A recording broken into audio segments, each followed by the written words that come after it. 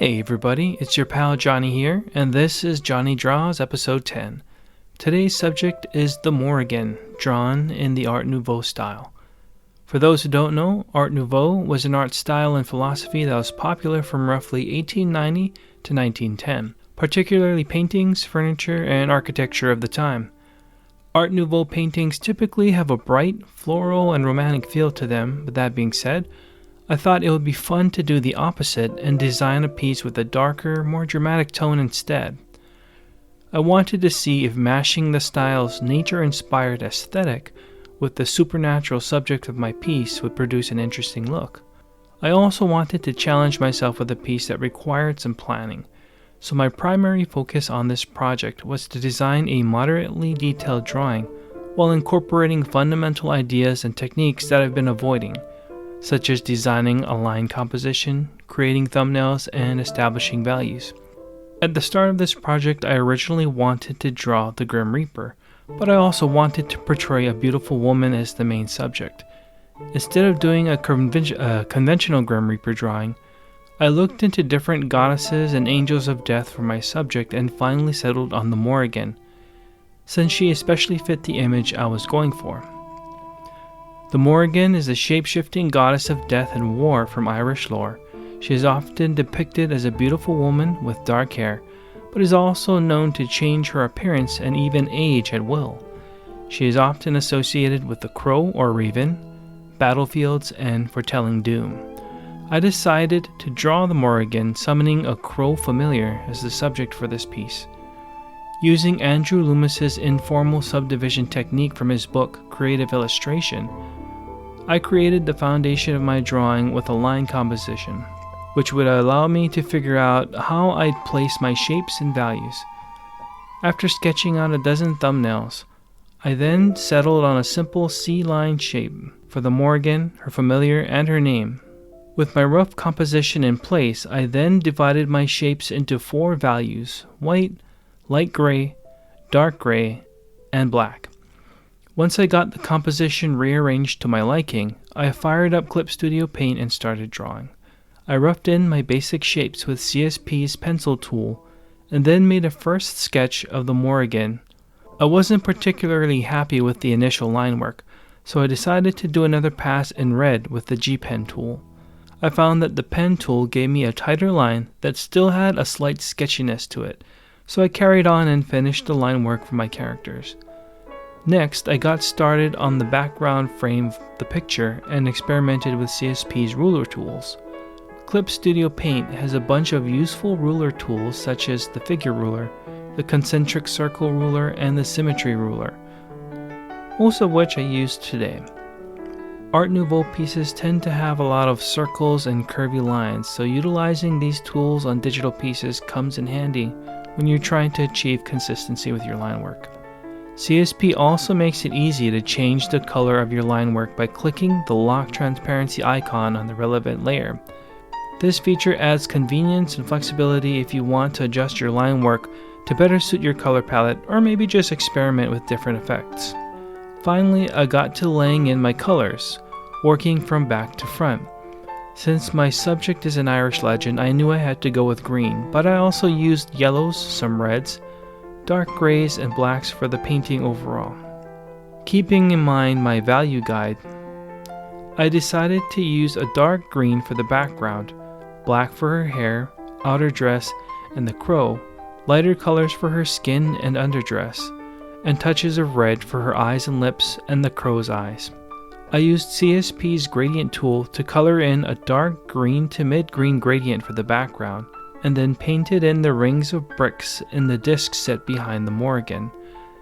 I colored the bricks from light to dark, working inwards to create some depth, and contrasted those values with the Morrigan's color palette so her face pops. I colored the decorative moons detailing the disc yellow to add a little variety to the sea of green, and then moved on to coloring the main characters. So I went with some extreme darks and lights for the Morrigan and her crow to pop from the background. I chose to keep my color palette sparse yet manageable to avoid straying far from my original composition. Finally, I added in shading by creating a multiply layer and painting the shadows in with a light unsaturated purple. Doing so can help you efficiently and effectively shade your work, especially when painting more stylized pieces. That's it for my process on this one, so I'll meet you at the end of the video.